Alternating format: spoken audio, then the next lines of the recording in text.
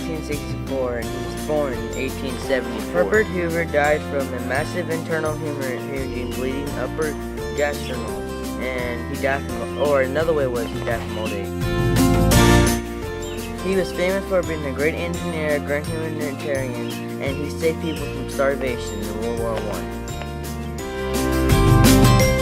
Herbert Hoover saved the poor and stopped the Great Depression.